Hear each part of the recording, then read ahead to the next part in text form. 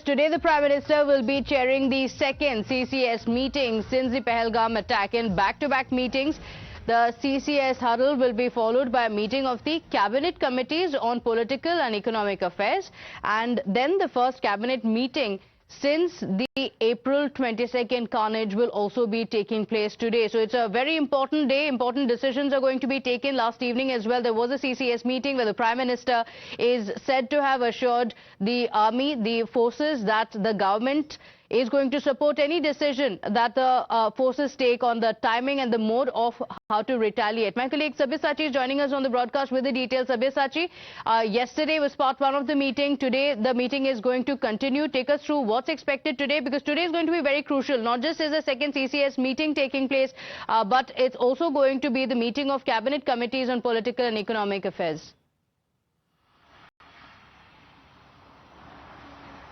Well, that's right, Pratibha. See, this meeting will be extremely crucial, and we are reporting from the 7 LKM from Prime Minister Narendra Modi's residence. Now, yesterday, a very strong message has been given by Prime Minister Narendra Modi, stating that it is a national resolve to give a befitting reply to terrorism, and also Prime Minister Narendra Modi assured full confidence on the armed forces to give a befitting reply to the terrorists, and also stated that the armed forces have been given a free hand to take any sort of action against the terrorists, and at what time, in what mode the armed forces would decide. Now, in the previous CCS meeting, it was decided that they are going to freeze the Indus Water Treaty, they are going to suspend the SAARC visas, as well as cut short diplomatic ties with Pakistan. Now, after the first CCS meeting today at 11 a.m.,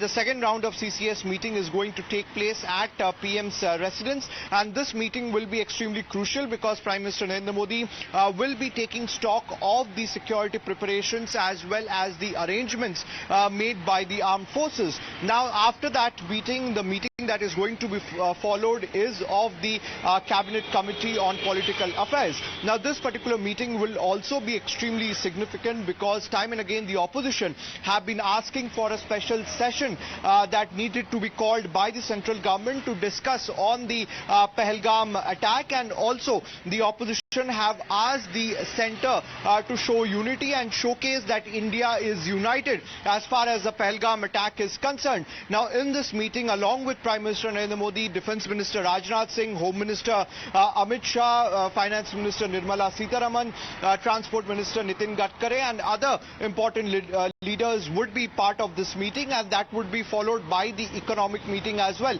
So clearly, a lot of important meetings are lined up today at the residence of Prime Minister Narendra Modi. But what is important to note is the stern message which has been given directly by Prime Minister Narendra Modi to our armed forces. Okay, all right. Sabyasachi joining us from right outside the Prime Minister's residence. A lot of meetings expected today, big decisions that are going to be taken, and we continue keeping you updated on that. But as the government readies retaliation, it is also getting some